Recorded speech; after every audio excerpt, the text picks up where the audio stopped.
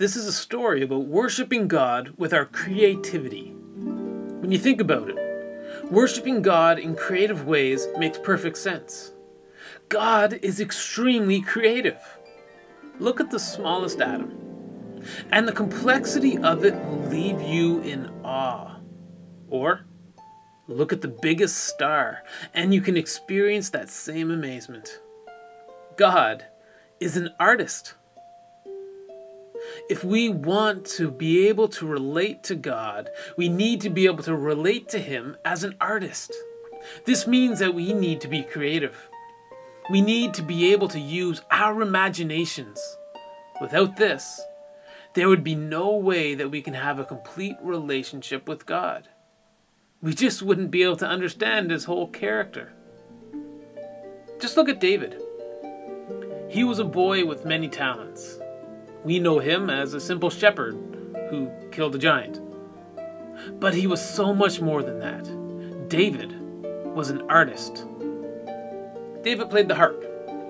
And he was such a good artist that he was hired by the king as a musician. See, the king seemed to have some emotional problems. One moment he'd be normal, and another moment he'd be angry. Normal, angry, normal, angry, normal. And this was how the king lived his life.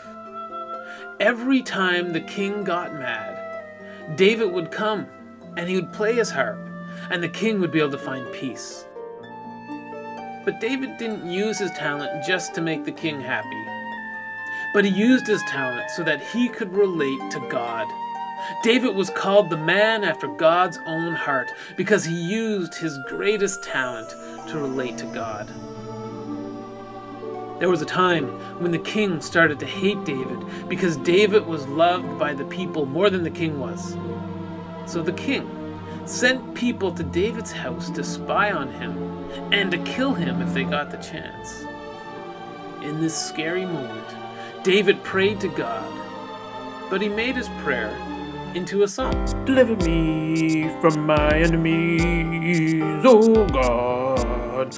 Be my fortress against those who are attacking me, and deliver me from evildoers, and save me from those who are after my blood.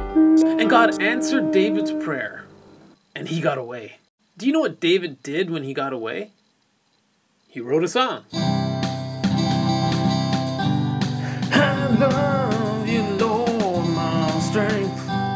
The Lord is my rock, my fortress and deliverer. My God is the rock in whom I take refuge, my shield and my home, my salvation, my stronghold.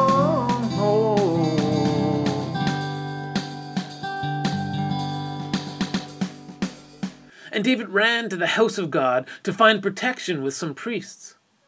But Doeg, the Edomite, saw David, and he told the king. David was betrayed by Doeg. And so David wrote a song. You who practice deceit, your tongue plots destruction. It is a sharpened razor.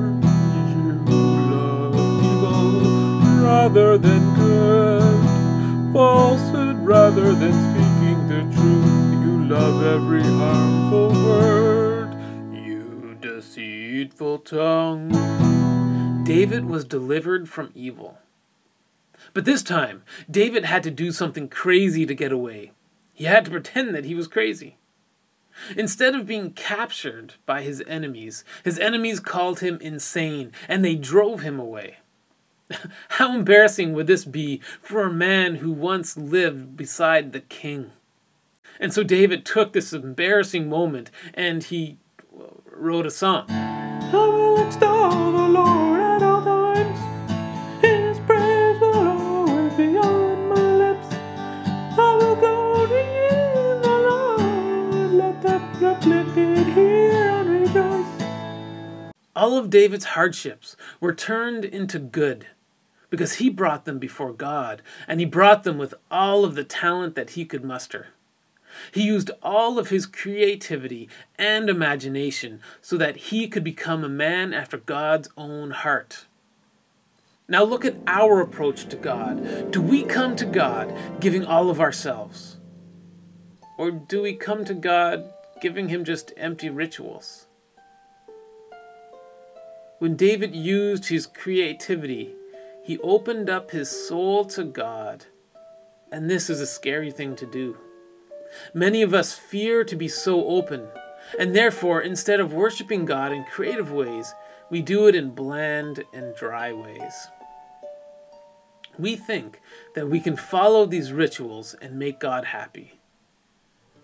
This is not how a relationship is built. When you accomplish rituals hoping for specific results, do you know what we call that? It's magic.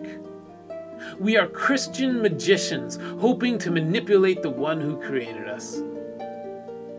So let us abandon our magic rituals and start to use our imagination. We all have unimaginable imagination because God has placed that within inside of us. We need to come to God with our best talents, abilities, and passions because that is the best way that we will relate to God. This doesn't mean that you have to learn a musical instrument in order to relate to God. You can be a person after God's heart by simply drawing pictures,